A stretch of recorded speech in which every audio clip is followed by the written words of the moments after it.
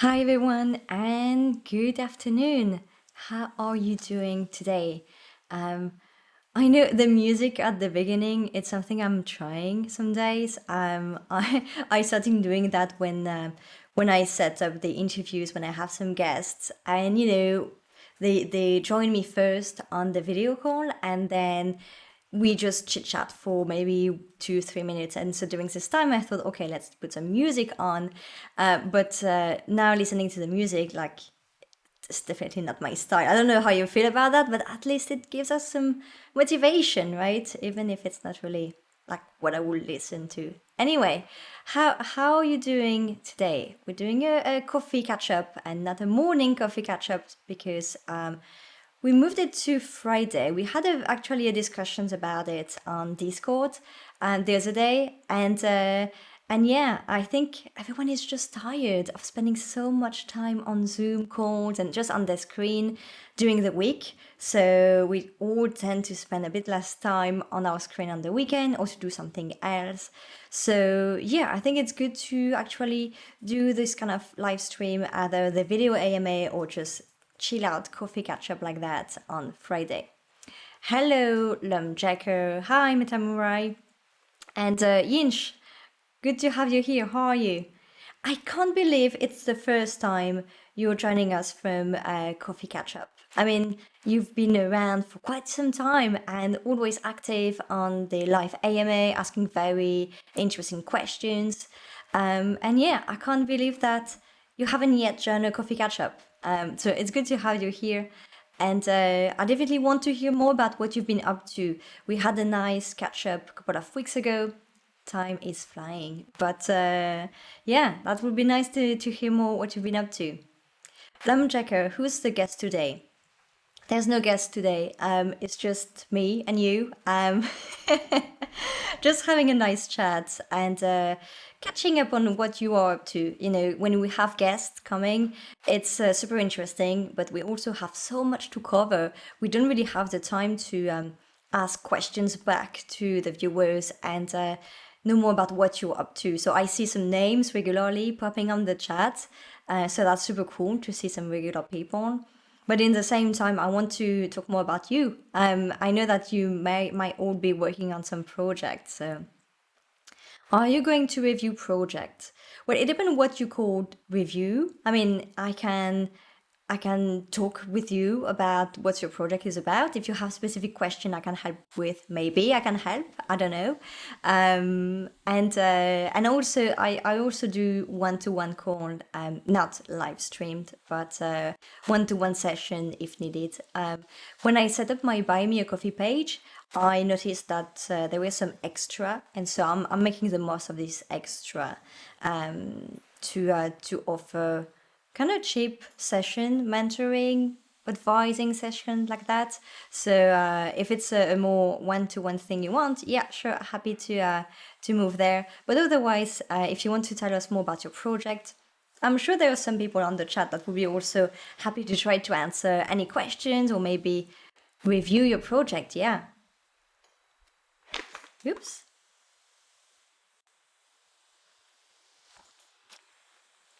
And also, it doesn't have necessarily to be about your project.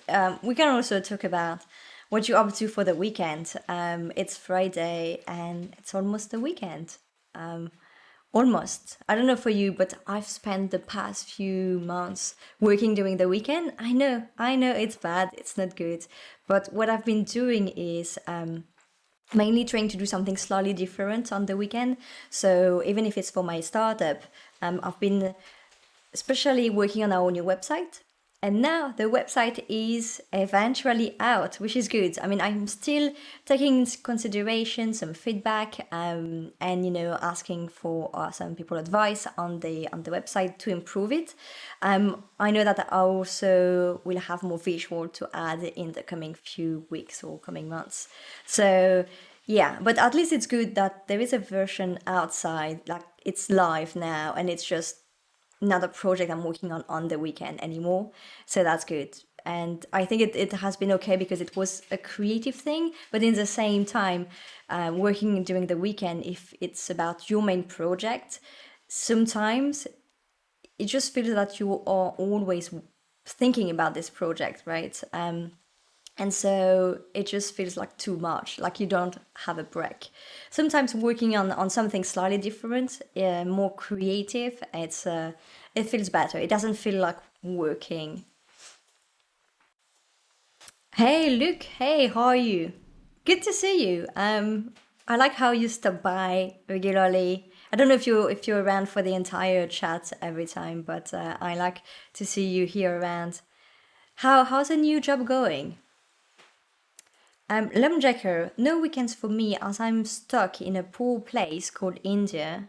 Okay, there's no weekend in India. Hope one day I make it to any first world nation and live the life I always wanted to live. I hope for you, yes, it's important. But I think regardless of where you base, you can always find ways to make the most of it. It's not because you come from one specific country that means that you're stuck there, or you can't just understand it so well that you can find opportunities. Yinch, I have multiple projects and just barely hanging on. Although can report that the commissioned side project was completed. A VR sketch room. Oh wow, that's cool. That's nice. That's always good. Why is that a side project? I mean, okay, so you're doing that, you're doing some commission work with VR outside of your company, that means, right?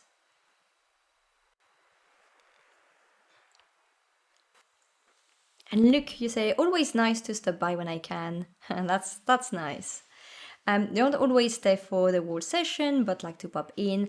I start the new job after next week. Oh, okay, you haven't started yet. I thought that when you made the announcement on LinkedIn, I thought that it was your starting date. So okay, well, good luck for the first day at a new job.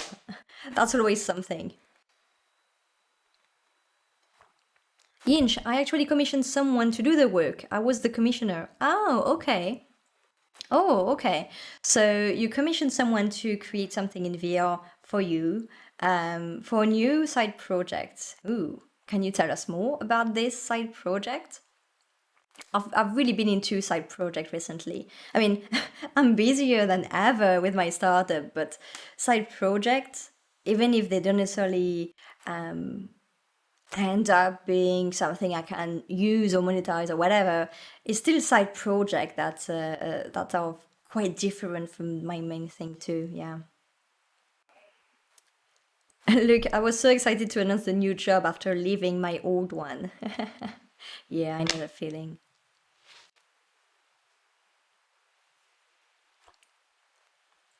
It just feels so good when you're leaving a job.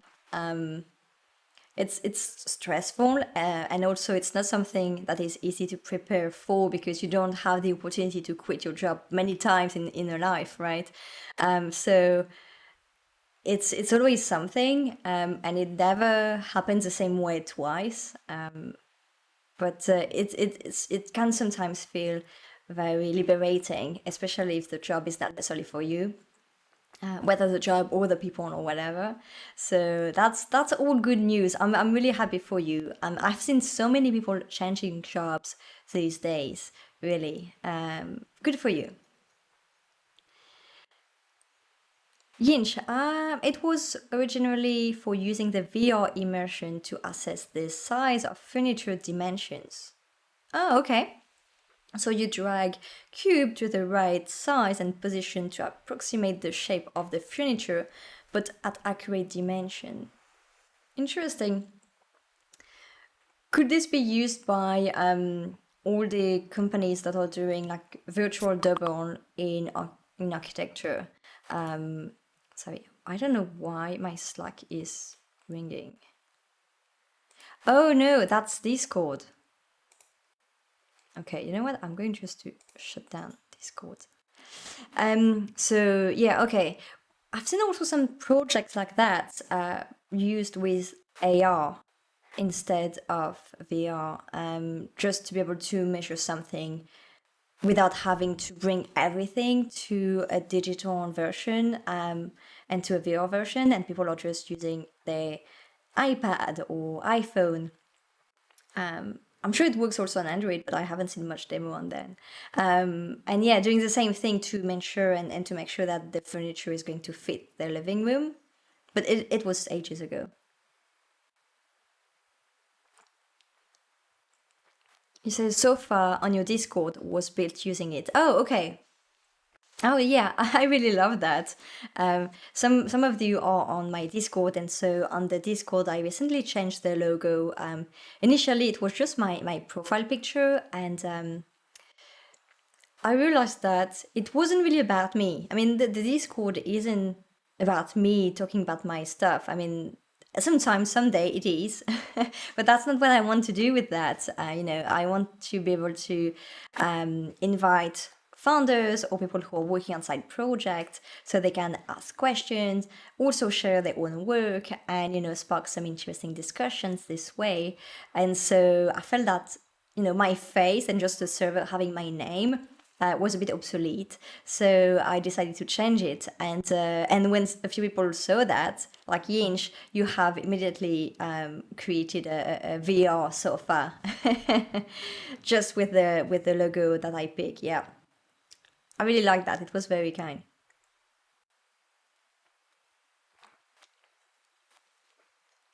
This outsourcing has gone well. That's good. It's not always easy to find the right people to work with. Especially depending on the platform you're using or if you're referred by someone, it might always be tricky. Just to make sure first that you're on the same page. And you have so many platforms now to do that. It's good, but in the same time, that means that you have so much choice. It's actually harder to pick one. You say it was a test of a new provider. Okay, so that's even trickier. And a new engine, which is why I use them since I was too short on time to learn it myself. I see, yes. I actually like that when I have something in mind and when I want to do something, but I don't really have the skills yet to do it. And then I have to learn a new tool. But that means it's also frustrating because it basically you have a clear objective of what you want to achieve, so it's very motivating. And so that means that instead of just following some templates and tutorials, you are picking the tutorials you need and just a bit here and there that you really need to complete the project you have in mind. But in the same time, it's quite constraining in a sense and frustrating. I think it's mainly frustrating because you want to reach the end goal really quickly because you may need it. I did that for my website not long ago. I wanted to have the hero image, the first big banner, basically the first big part of your website. It's important to have a very nice visual, something that clearly shows what you do. So you need to have a fancy catchphrase, something that really stands out and explain very quickly what you're doing. So that was key. And next to it, usually you put some nice design, nice image. And so I was really, I had something in mind, and I thought I could do it with using Unity, but I had to learn basically Unity from scratch. I haven't used Unity in a very long time. So yeah, I had to just get back to it. And luckily, there were so many free assets to play with. I was really surprised. I was looking around on itch.io and I found so many free assets that were free even to use for commercial use. And so I was playing around with different assets, and I'm quite happy with the end results. I was mainly trying to reproduce something that I saw. So basically, there was someone who was giving for free some assets, and I thought it would be the entire project, and actually you just got all the different pieces that you had to put together again, including the lights and everything. And so I tried to do that myself, and the result is not bad. But then I wanted to add a level of complexity, and I just came across problem with animations. I don't know how to animate a character, and so since it's crucial because it's supposed to be like the big first image for my company, I decided not to do that. And so there is an image right now that looks good, but it doesn't really reflect what we do. I know that. I had this feedback many times, but that's because it's supposed to be temporary. So as soon as we have new demo that are coming soon and something new to show, this will come and replace this big image at the top. But anyway, so that's my experience with Unity, saying it was frustrating because I wanted to have this big image like for my website ASAP, because I wanted to progress then on the rest of my website. And so I didn't want to spend more than a weekend to learn what I wanted to learn with Unity and in the same time just achieve my goal. And the result was okay, just not good enough to be added to the website. Being able to delegate is tricky, but so useful superpower it is. It was frustrating working in the new engine. I tried my best, but it was taking too long compared to my usual engine. So I delegated.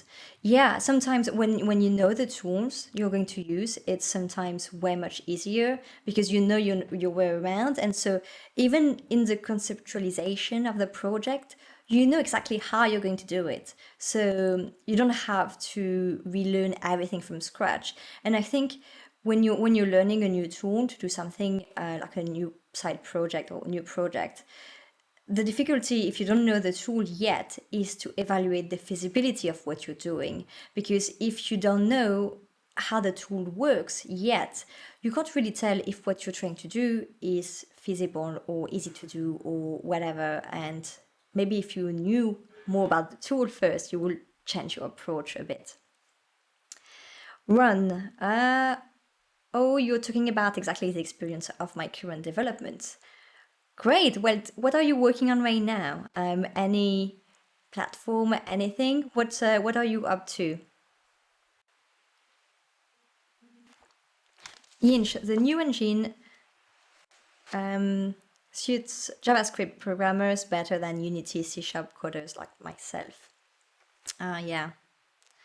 Well, the thing is, when you're not a developer like me, it's actually easier because you're not trying to do anything that is too technical, but in the same time you have to, but it's you know that you're going to limit yourself to modifying some piece of code. So you don't necessarily need to be like specialized in one programming language. I've done some C# before, and I don't know anything about C#.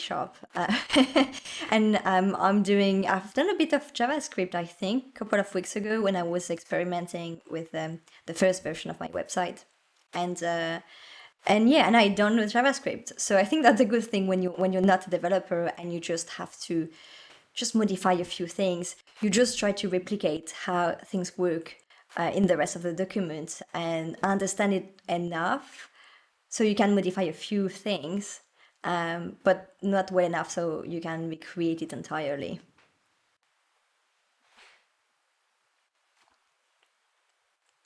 Yinshi say, I think I will use the new engine more, but there was just another urgent project going on. I get that.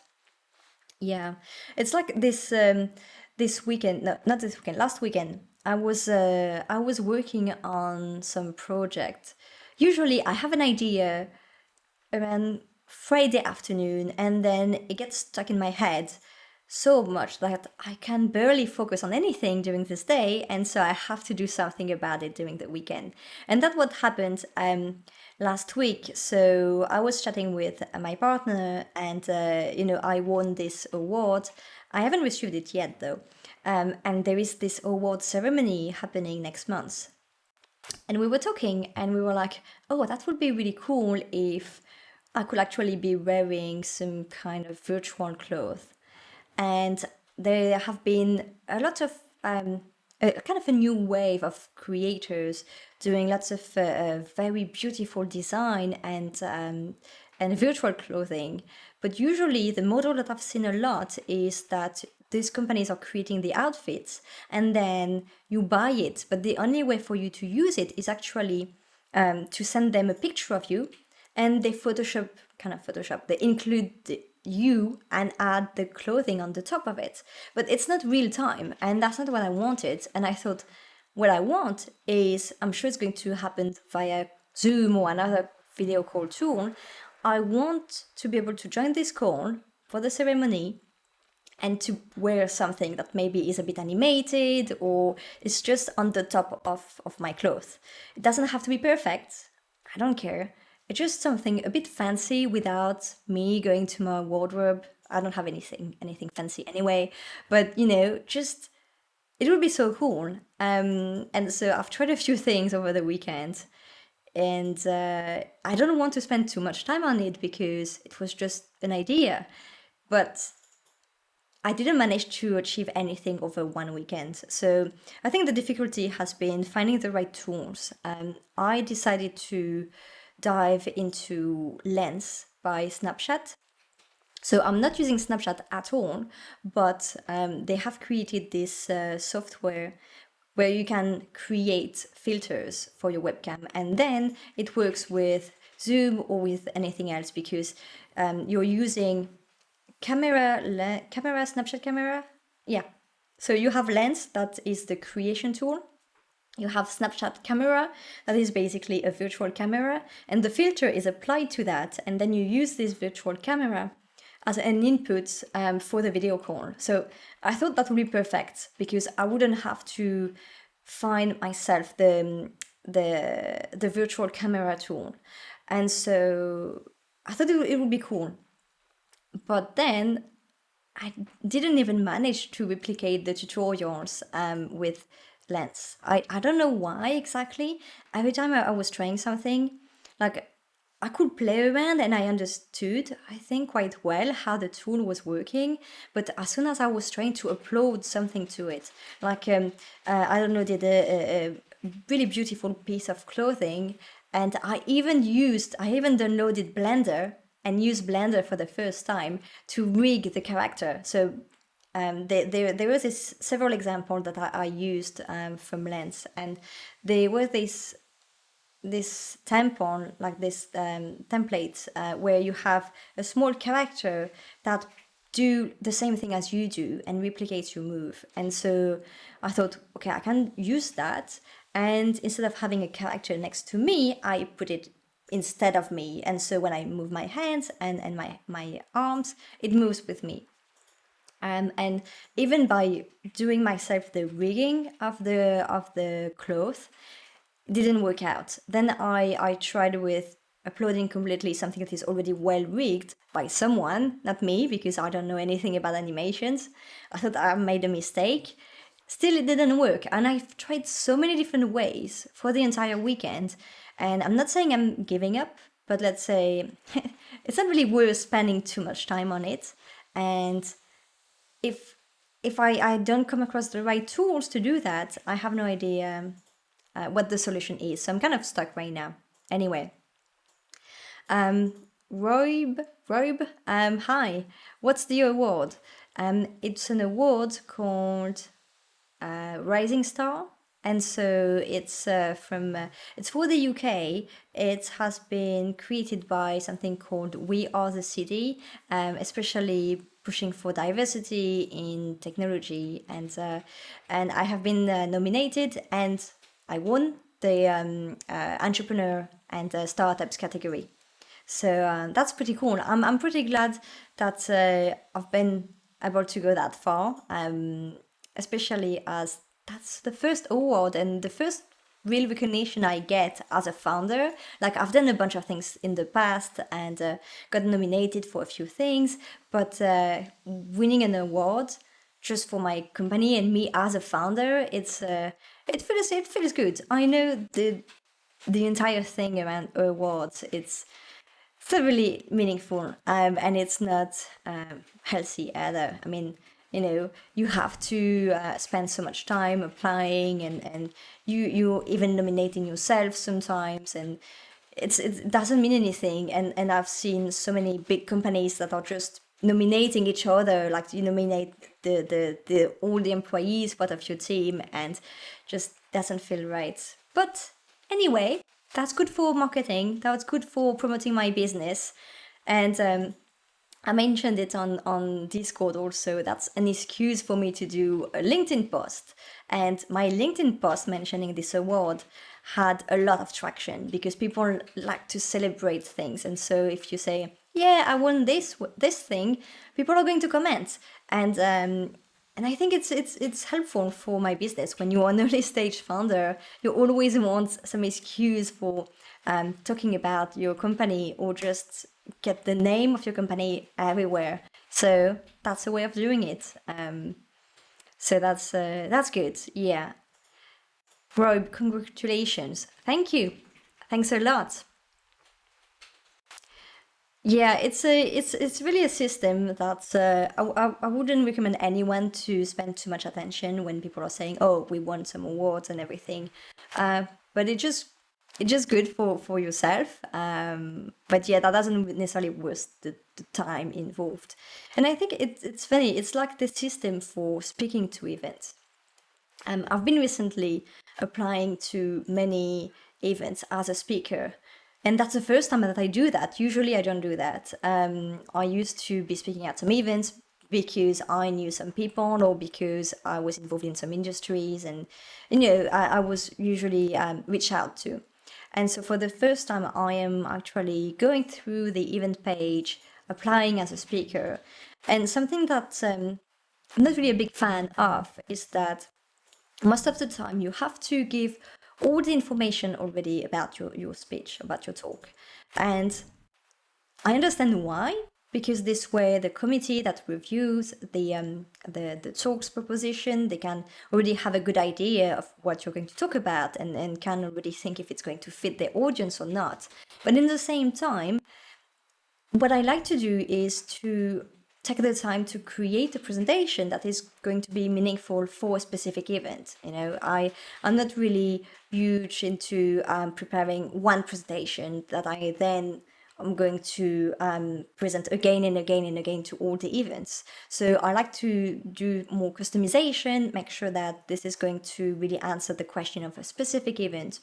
And so when the forms usually ask about the title, the specific title of the presentation, the takeaways, or anything very specific, I understand why they do that, but I also always try to act a bit like if I was more starting a discussion with the people. So it may not be the best approach ever, I know, but I don't want yet, maybe because I haven't had the opportunity to do too many talks, so I can't just say, oh, going to use this talk that I gave at this place because it's more technical and this one because it's more high level.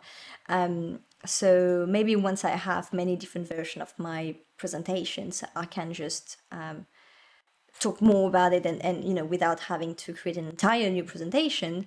But still, I wish there were just a way to exchange with the organizers and just propose things. Like, oh, that would be cool to do a round table on this topic, or maybe have a panel instead of a big lecture, or maybe you call this section this way, but maybe I will fit better there. Like so many things that would be so much easier if you could just hear more about what they expect, what they want, if they have any criteria, if they want you to shape the presentation in some way, and then you come up with a further, more developed idea. And that would be so much more easy. That would be so much easier. Yeah, by the way, I hope you don't hear the construction site. My flat is just shaking right now. The windows are shaking. It's making lots of noise. So I hope that you don't hear that. Inch. I usually tweak my big slide deck to fit the audience. Yeah. Well, I think it works once you have something very established and yeah, I guess it depends of the audience also. I know that on our end right now we are working on a more technical presentation. So far I have been giving some presentations that were more high level. I mean, we're talking about technical things, but in a very accessible way. So every time I have been creating my presentations so far, have been to talk about machine learning in game development, and then more specifically in game AI. But there are some events that are slightly more technical. So right now we are working on a more technical presentation, and I think it would be nice to have another presentation that kind of combines both of them. That can be a good deep dive into what we do. That there are so many different versions you can do.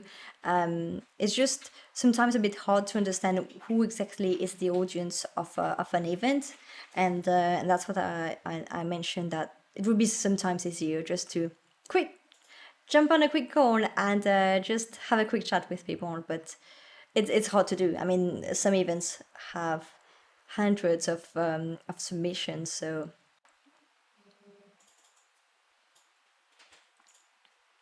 oh, you say the construction noise isn't coming through. Good. Great, that's good. I'm using some software for that to reduce the noise, but that's good. They should be stopping soon, though.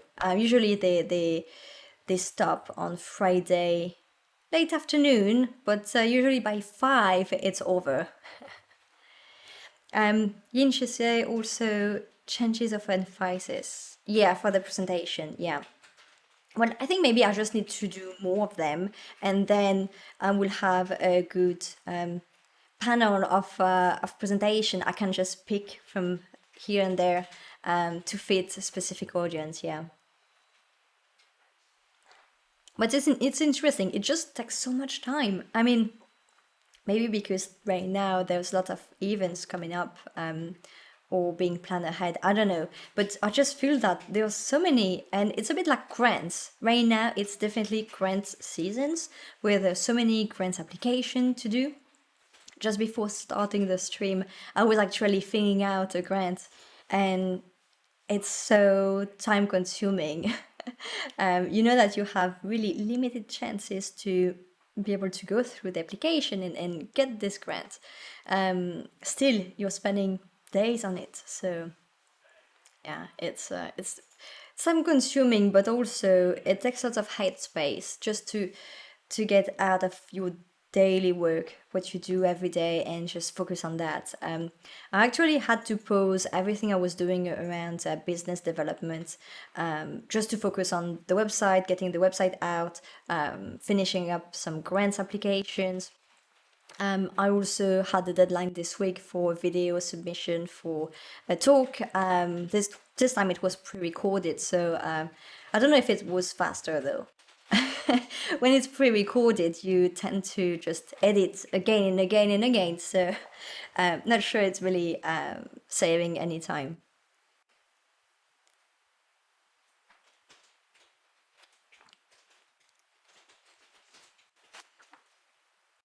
Oh, I also got my text this morning inviting me to get vaccinated. But I was so happy about that because I was waiting for it. But then, as soon as I went through the app, there were no available space, like no available slot to book for vaccine. It was like, oh crap! So now I have to wait and to see every day if there is some availabilities coming up.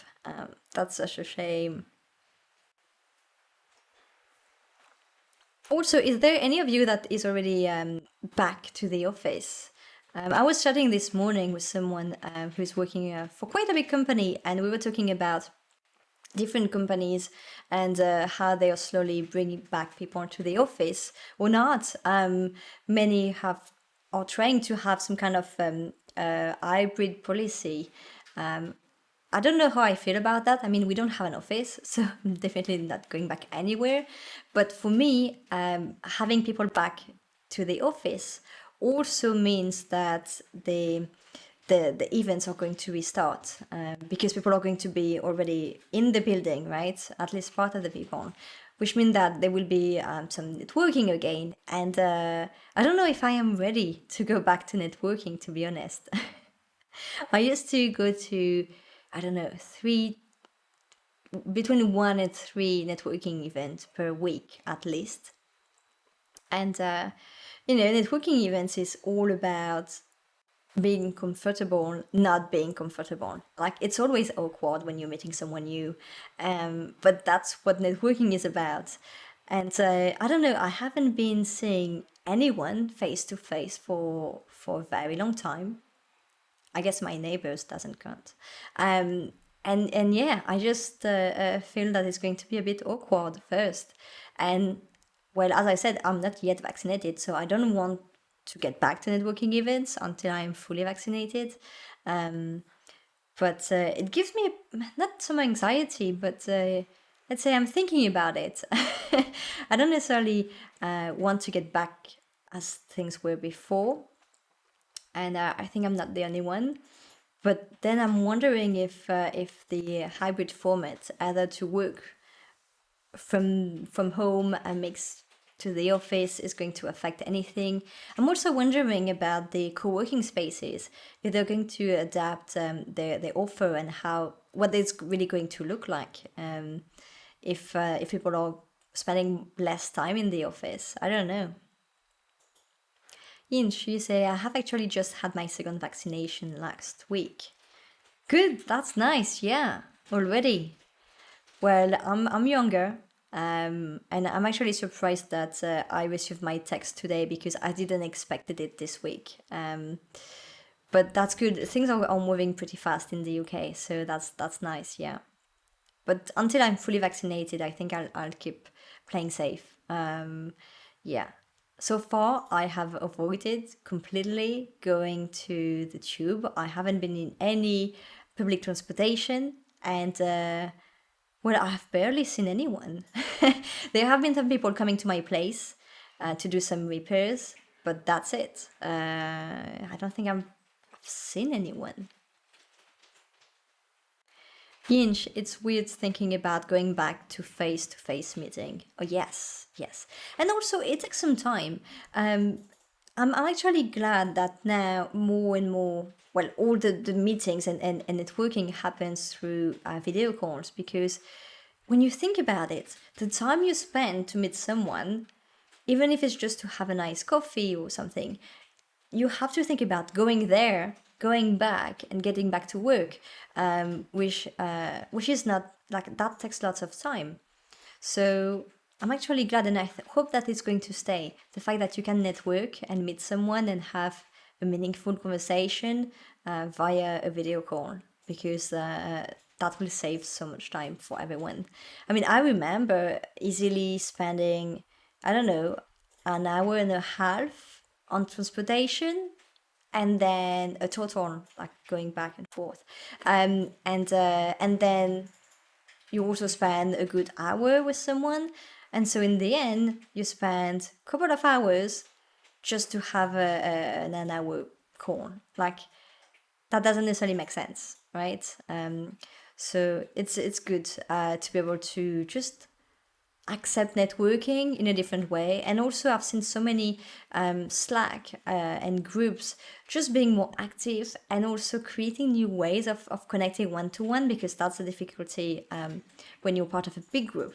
And so I really love that, like having a lunch catch up, or just a virtual coffee. I had one this morning, for example, and we didn't really know each other, but we had a good conversation, and that was very nice. And I'll continue to register to these kind of things.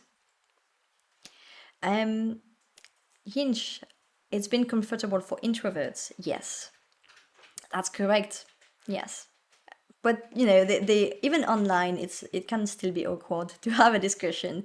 I think the worst is when there is a delay in the conversation, just because of the internet, and so it makes things very awkward, because you don't know if you can speak, if you're talking too much, and you just wait for the other to get the full message. That's, yeah.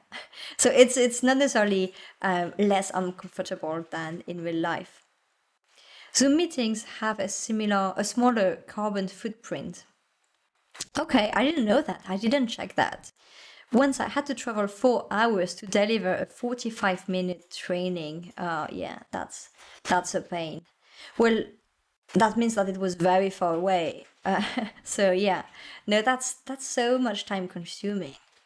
Training is slightly different though, and presentations because you have to kind of teach something to other people. So um, that can be good to have to see people, but it's not a necessity. So yeah, I'm glad that I'm in central London, but during the pandemic, being in central London hasn't changed anything for me, like no advantages. And I'm glad I'm not far from the park because otherwise it would have been not really nice, right, to be stuck in a big city. I've seen so many people just moving out.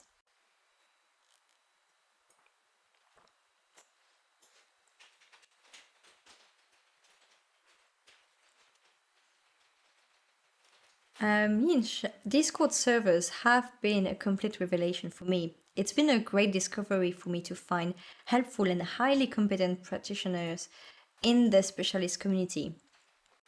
Yes, I love Discord, even though I'm not sure, maybe you can help me with that. What's up with people adding you on Discord? Like, does it do anything to be friends with someone? I have received so many random friends, what is called connections, submission connections. I don't know, and I have no idea what to do with that. I don't know these people. I've never interacted with them, and I'm thinking, well, if they saw me on a different Discord, maybe they could contact me this way. I don't know. That's really odd. Is it like Facebook or LinkedIn where you just think, let's add this person? I don't know. There is no information, like no much information about the people. So, and then everyone is using lots of pseudonyms. So you don't even know who they are. You can't even find them. So why do they add you as a friend? If you have any answer to that, that would be really helpful. So far, I haven't accepted anyone that I didn't have a discussion with because I didn't get the point, but yeah. Also, you don't need to be connected with someone, like to be friend with someone to talk to them. So I don't get it. But I agree, yes, Discord servers have been really good. There's also some very interesting Slack discussions also. It's all about finding the good ones that you want to stick to. Some channels are less active than others. Can take lots of time just to keep up with everything, but yeah, Discord is good. I like it too. Hinge, you just have to have a common server to be able to message. Exactly. So, what the point of adding people as friends? Maybe there's just something I'm missing. Maybe you can have some benefits if you have many friends. I don't know. Yinch, do you have any events already planned ahead, like any in real life event happening? I haven't seen many. Like I've seen some people organizing very small gathering here and there, but I haven't really seen a proper event for before the summer. So I don't think it's coming back just yet.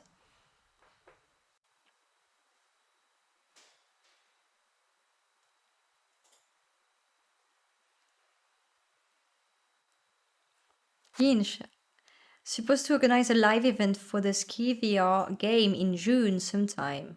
Oh, okay, that's pretty cool. So tell me, last time we spoke, you mentioned like working on some marketing and everything. What's your plan? I'm actually going to be spending some time over the weekend to look more into marketing and communications. Just because right now my co-founder is working on something that I think is newsworthy. Like I'm not talking TechCrunch, but something that could attract some interest from for our audience for the video game industry. And so I'm thinking about putting my thought together about how to pitch that to game studios, but also more importantly to journalists and get a bit of exposure about that. And that's also why I asked some questions to our last guest about that because he is very good and the company, like his company has been covered by many good press, and I thought it was really cool because for something such technical and also in a crowded space, I thought that it would be very interesting to hear about that. So I have some tabs open on my computer with some of their recent publications to get some inspiration. You say just introduce influencers and skiers to the game. I have been trying to be more active on Twitter and LinkedIn. Not my natural focus usually. I am mainly a very busy production person. It takes some time, yeah. It's I think Twitter especially it's some kind of habits to have. I have been tweeting for a very long time, and first it was just casually, but then at some point I started doing it more professionally, even if it was just for my own channel, right? So I have just been scheduling my tweets every morning, and it's been years now, and I guess it's just part of my routine. I mean, if I don't do it, I will not feel really good about it, I think. I don't know. I barely skip a day unless there is no interesting news. Like now, I just try not to share any news. If I don't find any news worthy, then I don't share anything. That's fine. But usually, I'm going to tweet something at some point, even if it's manually and not scheduled. Um, Roy, Roy, not sure what how to pronounce your name. I thought it was Roy, Roy B16er. Not sure. I'm so bad with that. Will some computer programming project become easier since lockdown? E.g., the rise of remote working making bosses more likely to hire those that don't live within commuting distance of the company site. Well, that's a good question, and I was actually talking about that yesterday. The thing is, there have been some people hiring remotely, but because the role was remote because of the situation, because of a lockdown, because it's COVID, so everyone in the company is remote right now. But then I have seen also lots of people complaining online because they applied to some jobs, and then they were told that it was remote, and eventually when you go through the process, people tell you, well, actually, you need to be in a reasonable distance from the office because you will have to get back to the office at least a certain amount of time during the week. And so I'm not sure. That's why I was saying I really hope to see company making their mind about what they want to do, like and see some companies experimenting with this model. So I don't know if it's really helping or not yet. I mean, for sure, more people understand that you can work with others remotely, and that's good for many companies. I was working remotely since way long time before the COVID and the lockdown. So, but back then there were just a few companies that were completely remote, either a few large companies or smaller teams, and so I think now everyone understand that you can do many jobs completely remotely from anywhere, and that doesn't mean that employees are going to be less productive. So that's good. I think that's a good thing. But then you also need to think about how you build a culture within your company, and some teams need to still be working together. So how do you deal with that as a company? Is it going to be fair for some people to be able to work in the office only and other people that are going to be completely remote? I mean, there are lots of questions about the long-term application. I love the model. I love being completely remote, but then I understand that sometimes you need to be in the same place. So um, I think yes, people understand that there is lots of values there, and especially for programming jobs, and I would say especially for senior people, like junior, you want to be mentored by someone, you want to learn from also asking questions constantly, so it's also trickier. So I think it really depends on the culture of the company and the plans on the long term, but I can't tell yet if it's really going to help people completely hire other people remotely. Like I'm not really sure about that yet. But at least people are pointing out the companies that are saying it's remote and if it's not really. I've seen so many people, also people who have a bit of influence, replying to jobs on Twitter, for example, and saying, can you confirm if it's really remote or if it's not really remote? So as soon as companies are just a bit more transparent about the expectations on the job description, yeah, that would be a big step. Yinch, my latest outsources have been in different countries. 3D modeling in New York, VR app dev in Italy, but short contracts. Yeah, but also because you maybe because you understand that you can do so many things remotely. Like same, I don't care if I hire someone in a completely different country, but then you don't have the corporate mindset. I guess that's why. But I understand, like when you have an entire building of people, you're actually wondering about the effect on the long term. But I love remote work, so don't get me wrong on that for sure. I just understand the different aspect, I'd say.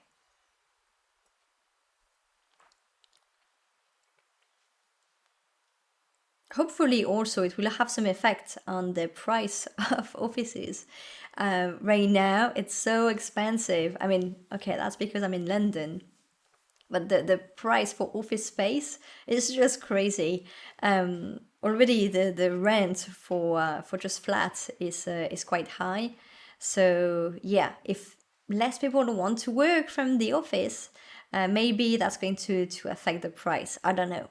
Or bring us some hybrid model that are more affordable for people who don't have the money to pay for a full office. And there are so many office spaces. I have no idea if if people are actually using them right now in any way or not.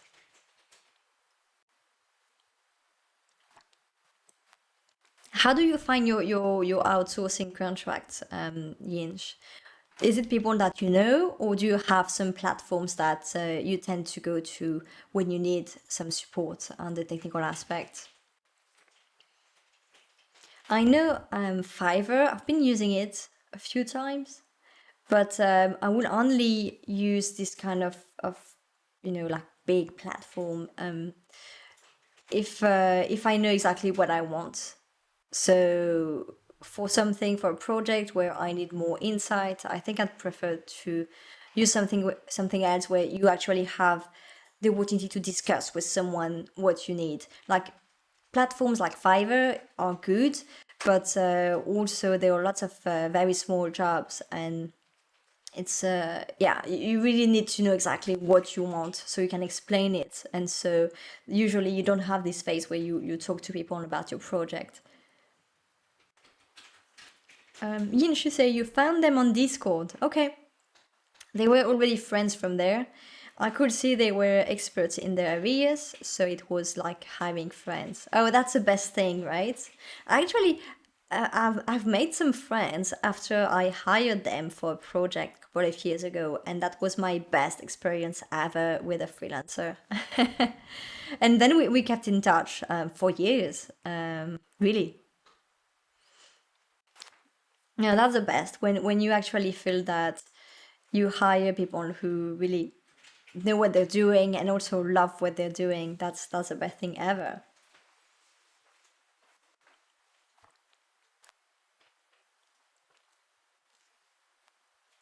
Yin, she say, but it has to be someone that can communicate collaboratively on the design quite dynamically.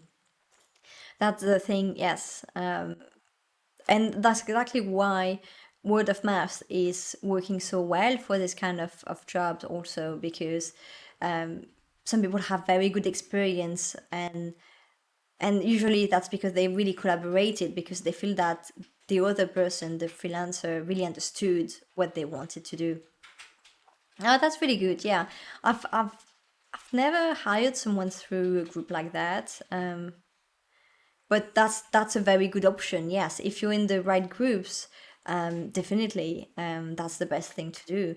And also being able to contribute to this community by having some people on and just highlight their work. I mean, communities are very powerful tools, It can be overwhelming. It's difficult to navigate, but it's extremely powerful.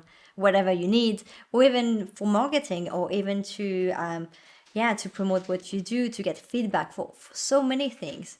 It's just about not abusing communities by, it's about being genuinely involved in it. It takes a lot of time, but it's definitely worth it. Even just listening and just sharing your thoughts here and there.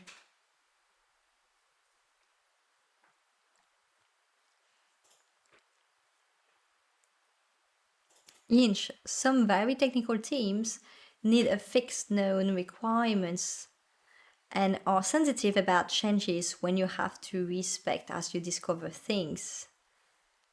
Um, During testing, prototypes are more fluid than normal software. Oh, yes. And I guess, for prototypes, you go to a certain type of people. It has to be set on paper that there will be changes and back and forth. Rory, there's scope to hire people that don't live within day to day commuting distance, but do within week to week commuting distance. Yes, of course. I worked at a Manchester based company whose founders lived in Switzerland, had a contractor who lived in Portugal, and worked for the company in Indonesia and other places. They were doing all this way before 2019. Yeah, and I think when you're working for companies like that, it's so international that going back to a company that is just in one city feels constraining a bit. I remember a couple of years ago, I was also working on a project where most of the team were based in Finland. The developers were based in Finland. The heads and C executive were based in Switzerland. We had I had someone in my team in New York, and we had some people in Australia. And like sometimes it was a bit crazy to find a good time to have a meeting. Usually I had to have meetings in the morning, and then as soon as we had someone joining us from New York or from the US, from the East Coast, it was so much easier because eventually I wasn't the one being like on the east side. Like I wasn't the one being the earliest, so that was good. So my earliest meeting with then moved to early afternoon. But yeah, it gives an entire different approach to the world. Also, you feel that the world is way smaller and it brings so many different people. I really love this kind of mindset, and I agree. I think the pandemic has kind of helped with that, but in the same time, it raises many questions. I have seen constantly people asking about how you do that, how you grow your team, being so international. But yeah, and also I've seen some companies where some people realized that they didn't need to be in the office, and so some people have been moving around, moving to the countryside or moving to just traveling, and so that's also an option. Can be difficult maybe if you're always moving time zone to schedule a meeting with you, but yeah, it gives so much freedom to many jobs that were usually behind a desk. Like personally, if I am in a job where I am behind a desk and I have to stay there for a specific amount of time during the day, it just drives me crazy. I'm not good at it. I just feel stuck, and then I become less productive because I know I can't just manage my agenda around my own productivity. So that changes so many things. Yeah, but that's right. I've also seen some companies where you work from either an office or from home, and then you have just to be in the main office like once a week or twice a week, which is okay. If you really need to be there, like if you just go there because on your contract it says so, then I guess that can also be quickly frustrating because you can do the same job from your place.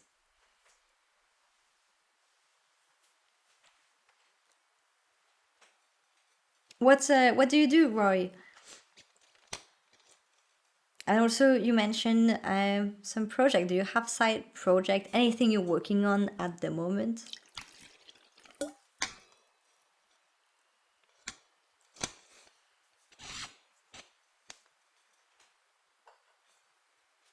Yeah, talking about project, I think this weekend I'm just going to chill out a bit and start planning ahead and reading around like things for marketing and communication, get better at some PR, that kind of things. That's going to be very boring, but I feel that it's going to be also good to have kind of a break for a weekend. Not trying to learn something new just for one weekend. Sometimes you just need a break, right?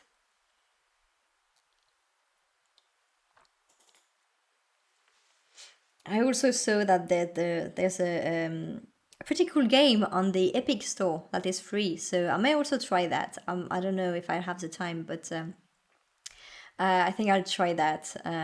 It's called Frostpunk. Looks quite cool. Roy, you say I'm about to finish my final exam in my master. Oh, cool. Well, good luck for you. I have no idea how disrupted the exams are. Um, So yeah, good luck. I think I had one of my sisters who had spent months without any visibility on her exams and how that would even happen at all. You say after that, to be honest, I'm not 100% sure, I guess. Yeah. Well, is there an area like I don't know what kind of master you do, but you ask about programming job. Is there a specific area that you plan to go to or anything? I think I've heard that there were lots of people that kind of struggle finding a job these days after their degree. It's harder to find this first few jobs, but maybe the fact that people are going back to the office, it will help find some the first job. Remote work is great, but it's good when you already have some discipline. You know, when you already have worked with a bunch of people, and you're kind of an expert, or you can actually be very independent. But I think when you're still young, lots of companies think that you need mentoring, that you need someone, and that's something that is slightly harder to put in place when you're remote. Even though that's completely possible, I mean, you have just to have a clear program within the company with mentoring and support. But it was already a big step for many companies to move to no office. So yeah, they may not have had the time to create such program for their youngest. Yinch also asked, "What's your master degree in?" Yes, we all want to know.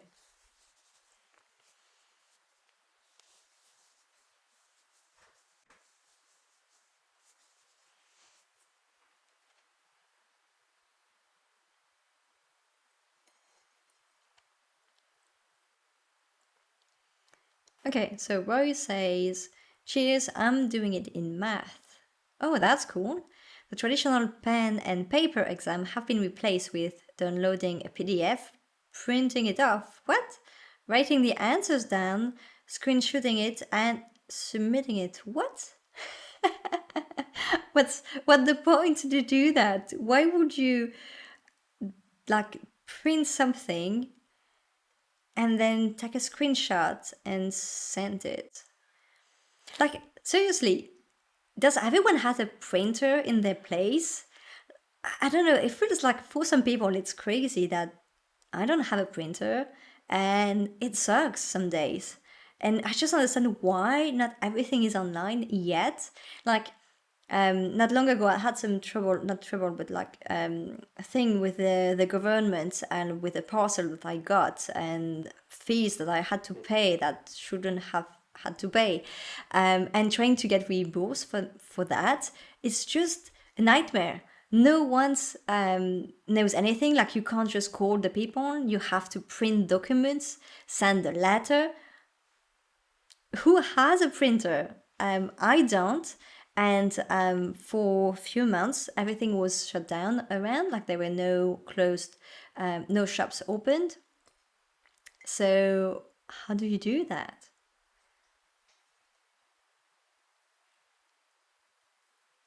Yeah, Roy confirms it's really printing the papers. Yeah, I don't get it. I hope that really soon we'll just stop that. Do everything online. Um, and I think it's actually more inclusive. Just because every day most people have access in some ways to internet, like having access to internet plus a printer plus potentially a scanner, if you want to send a good screenshot. Like, yeah, it's maybe more inclusive to do it online. Yeah, so you screenshot your answers to the exam questions which are on paper.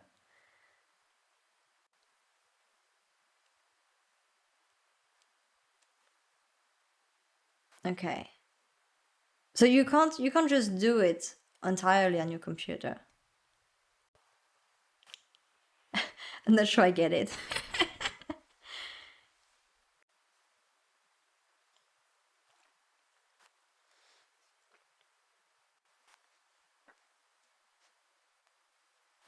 Oh yes, Ginch is right. Math notation might be hard to input. Hmm. Well, you have some software for that. But okay, yes, that may be right. Yes. Well, it's good. I mean, a master degree in math is great. It can open many doors, I guess. Um, but then, yeah, finding how to apply that, I guess uh, all the internships and work experience you may have also plays a role in finding the next step, right?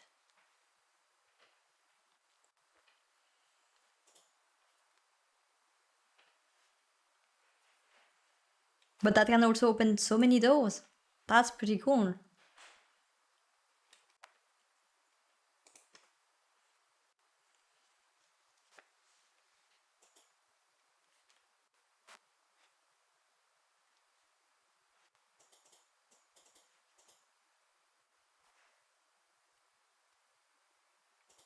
Yeah, Yin confirms. Yes, math is big news in the new world. Yes. So, Roy Precise, I do the answers on paper in the traditional way. When I finish and screenshot this, compile the photos into one PDF, and submit the file. Wow, that sounds like a lot. Maybe you can find a startup and be the brain behind the next crypto wave. Yeah, crypto is a nice, it's a nice community. I mean, I have so many good memories when I was working in crypto.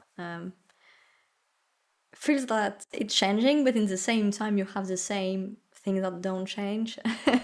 Lots of people who are still around, and yeah, it's an interesting space. Is it all about the math, though? I mean, yeah, so many things that impact a project, including a crypto project.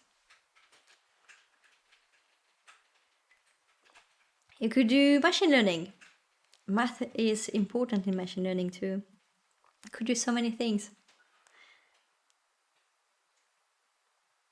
Inch, if you find math relevant to software, there's a lot of tech startup that need math in some form. Oh, definitely, yes.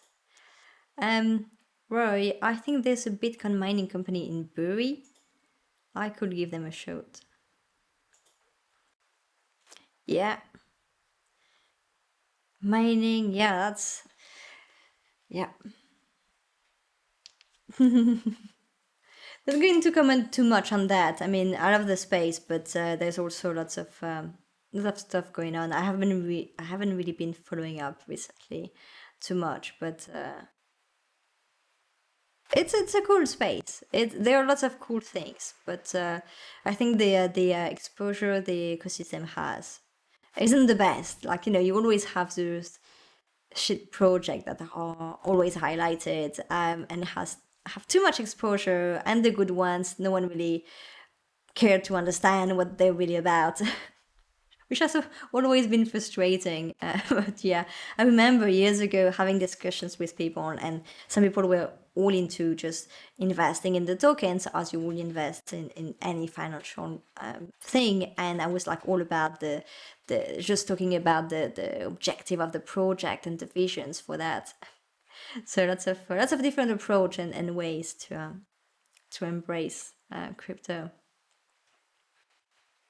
But for sure, yes, math can be applied and be very useful in crypto. But I mean, there's so many applications. That's a good thing. I guess the downside is that there's lots of applications, so you have to choose carefully what you want to do, because I guess it may be slightly harder than to move to something completely different,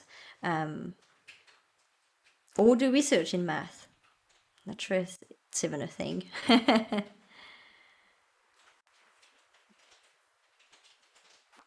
Or start your own business at some point. Ginch asks if Roy has any applied domain you're interested in.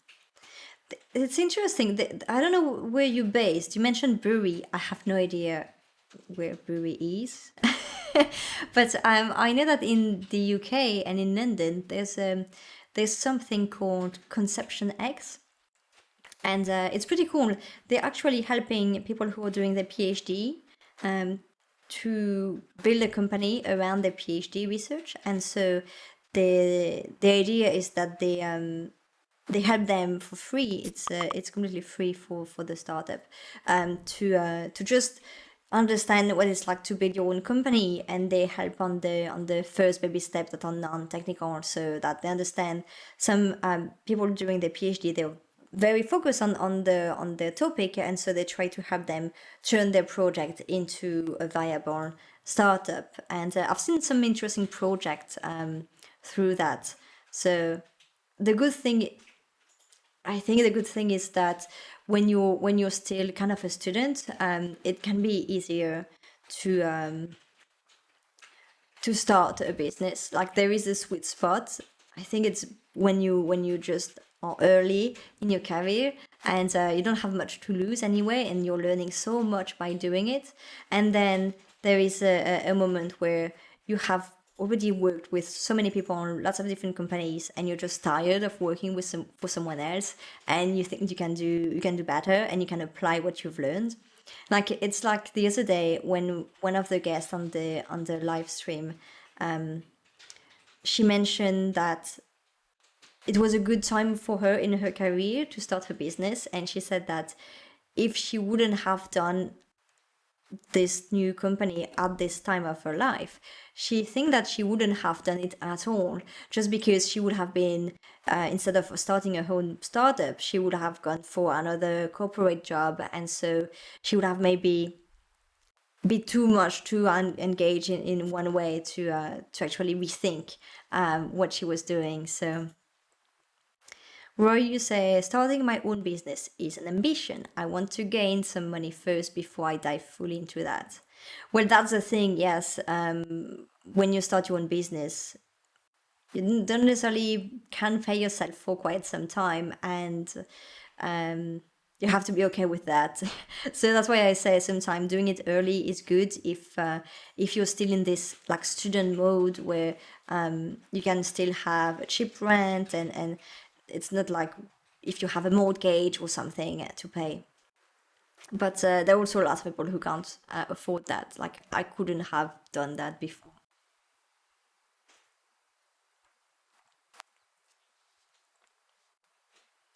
And that's exactly why there is just not one path to become an entrepreneur.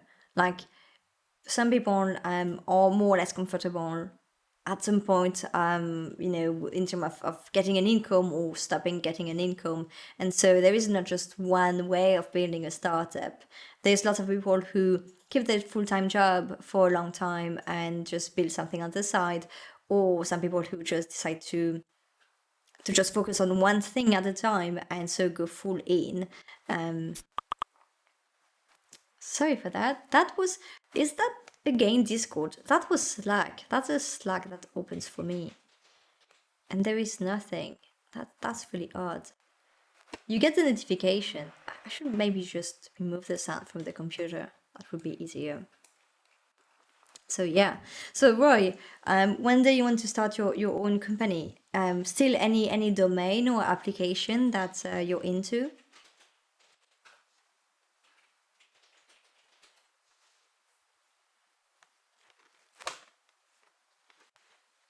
That's funny.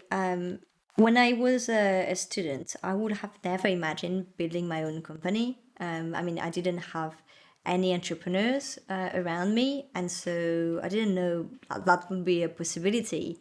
And then I started working with startups, and it's interesting because in startups the founders, you're really close to them, like you see their life, you see that they're not necessarily very different from you, and you think, oh, maybe. But for many years I didn't want to, because I've seen so many founders and startups, and I work with so many startups, that I know the pitfalls, and I know that having the right co-founder is key, and it's not just about the idea, but it's also about the team. And so at some point in my career, before starting World Meta, there were lots of people who asked me, so when are you going to start your own startup? And every time I told them, I don't want to start a business just to be an entrepreneur. I want, if I one day, if I start a company, I want to start this company for that has an objective, a mission that I'm interested in, something that I'm really passionate about. And also, I want to do it with someone I trust, not just because there is one opportunity and because it's a good time in my life, or because that could be cool to say, oh, yeah, I'm a founder, to join the Founders Club. And I'm glad, well, my co founder was on the same page as I was when we decided to launch Wild Meta. But it's yeah, it's I never thought when I was younger that I would start my own company. Like, didn't know it was something I could do.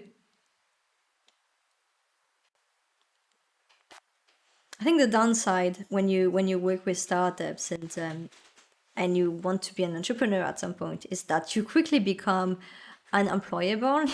Like, you don't fit well in a big corporate environment. It doesn't work for you, and that can be a problem sometimes. Yeah. Um, Roy, you say, I may even do a PhD before the job.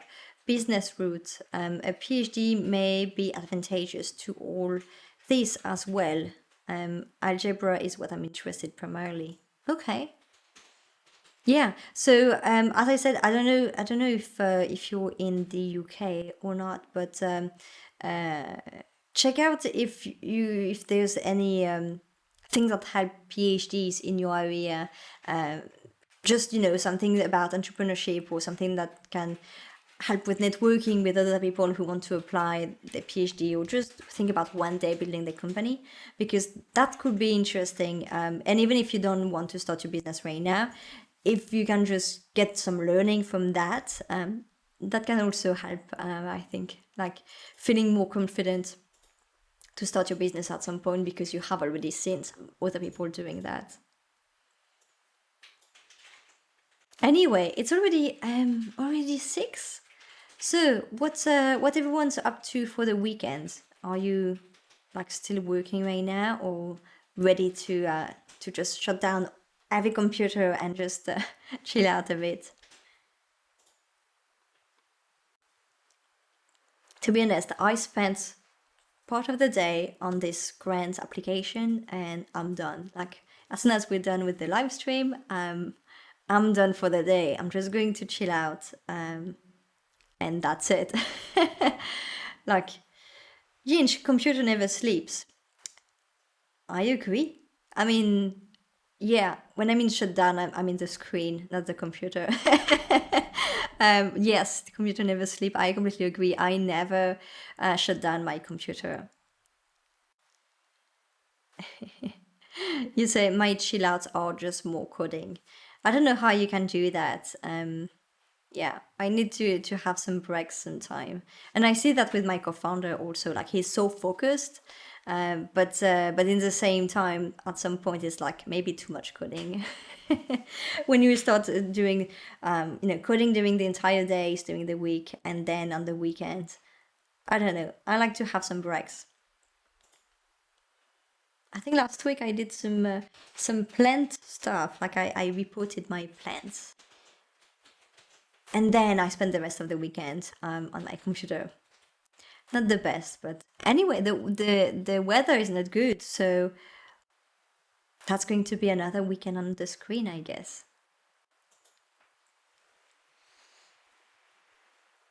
Yeah, I think for me it's really I think for me it's really going to be about yeah, reading about PR, play some video games, and just relax. But reading about PR will be the only thing that I'll be doing on my computer, I think.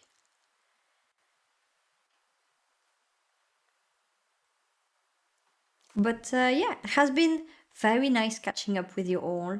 Just chill out coffee. That's the best. I really like that, and that's so nice to have an opportunity to chat with you. And also, it's such a small group. It's like chatting, having an event or something like that. So I really like that. I'm going to leave you here. If if I know Yinch, you are on the Discord, Roy or anyone else watching right now, if you're not on the Discord, feel free to join. There is the link somewhere in the page, depending on where you're watching from. But yeah, feel free to say hi, share more about what you're working on, and if we can help in any way, always happy to. Have a good weekend, everyone. Yinchu say have a good weekend. Well, thank you, you too. Have a good weekend, and we'll have a next guest certainly in 2 weeks. I still need to finalize that and get the next lineup of guests ready. But yeah, I think we're going to have more like guests like once a month rather than every 2 weeks. It would be more manageable for me, and also I think it would be better just to have like once a month and not skip any months rather than having twice a month and then have to skip some months because I haven't managed to book someone for that time. So that would be, I think, maybe smoother. And I also need to start working on my next vlog. I mentioned it last time, I think. Still haven't done it. But yes, need to work on the next vlog because so much has changed since the last vlog. We pivoted, we've done so many things. It would be nice to just share some thoughts on that. And it will force me also to think about everything that has happened. Anyway, have a good weekend, everyone, and I'll see you soon for some live AMA and maybe more coffee catch up like this. Bye.